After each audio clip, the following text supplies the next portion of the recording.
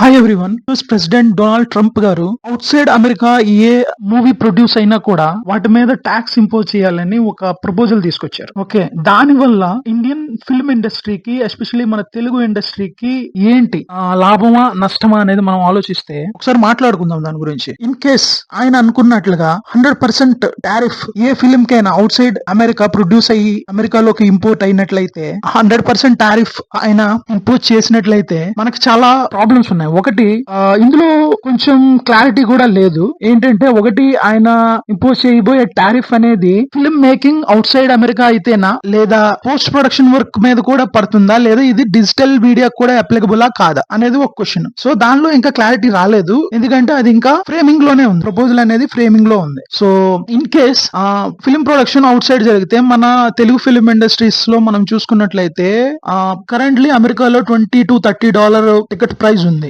Okay, in case ఆయన tariffs impose చేసినట్లయితే అది మేబీ $40 $50 అయ్యే ఛాన్సెస్ ఉన్నాయి. ఓకే, సో $40-50 అంటే డై హార్డ్ ఫ్యాన్స్ అయితే తప్పనిసరిగా వెళ్తారు, కానీ మామూలుగా ఫ్యాన్స్ కాని వాళ్ళు ఏమనుకుంటారంటే లెట్స్ సీ ఇన్ ఓటీటీ అని అనుకుంటారు. సో దాని వల్ల ఇప్పుడు రెండు నష్టాలు ఉంటాయి. ఒకటి, ప్రొడ్యూసర్స్ డిస్ట్రిబ్యూటర్స్ కి వాళ్ళ మార్జిన్స్, రెవెన్యూ మార్జిన్స్ తగ్గిపోతాయి because lack of interest from the people. లేదంటే ప్రొడ్యూసర్స్ ఏంటంటే టికెట్ ప్రైస్ తగ్గిస్తే మనకి యూనో వాళ్ళకి కూడా రెవెన్యూ మార్జిన్ అనేది తగ్గిపోతుంది. సో అలా కాదు, ఇది పోస్ట్ ప్రొడక్షన్ వర్క్ మీద అనుకున్నట్టు ఇన్ కేస్ దాని మీద టారిఫ్ పడినట్లయితే 100% టారిఫ్ ఇంపోజ్ చేస్తే మనకి ఇండియాలో వచ్చే విఎఫ్ఎక్స్ వర్క్ కూడా తగ్గిపోతుంది. ఓకే, దాని వల్ల కూడా మనం ఆపర్చునిటీస్ లాస్ అవ్వడానికి ఛాన్సెస్ ఉన్నాయి. థర్డ్ థింగ్, ఓటీటీకి అప్లికబుల్ కాదా? ఇన్ కేస్ ఓటీటీకి అప్లికబుల్ అయితే అమెజాన్ గానీ, నెట్ఫ్లిక్స్ గానీ ఇవేమైతే ఉన్నాయో వాటి సబ్స్క్రిప్షన్ ఫీజు అమెరికాలో పెంచొచ్చు. ఓకే, సో ఇవన్నీ పాలసీ ఫ్రేమింగ్ స్టేజ్ లో మాత్రమే ఉన్నాయి, ఇంకా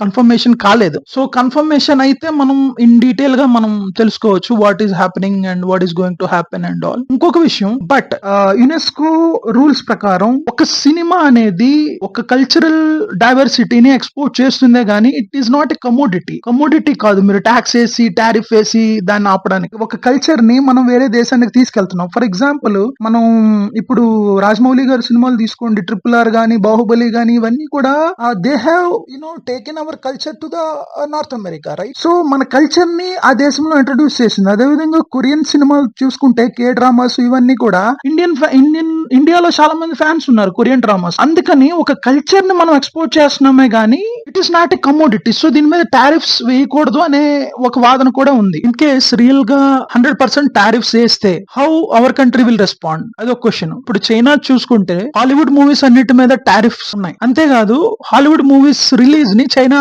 బాగా కంట్రోల్ చేస్తుంది. కానీ ఇక్కడ ఇండియాలో అటువంటివి ఏమీ లేవు, అటువంటి రెస్ట్రిక్షన్స్ గానీ ఏమీ లేవు. So in case in a retaliation, ఒకవేళ ఇండియా 100% టారిఫ్స్ అమెరికన్ మూవీస్ మీద కూడా ఇంపోజ్ చేస్తే మేబీ మనం ఫర్ ఎగ్జాంపుల్ F1 లాంటి మూవీస్ చూడాలంటే ఇంకా ఎక్కువ ఖర్చు పెట్టి థియేటర్ కి వెళ్లాల్సిన పరిస్థితి ఉంది. So let's see. ప్రస్తుతానికైతే అంతా ఫ్రేమింగ్ లోనే ఉంది. So once it is confirmed, let's discuss again.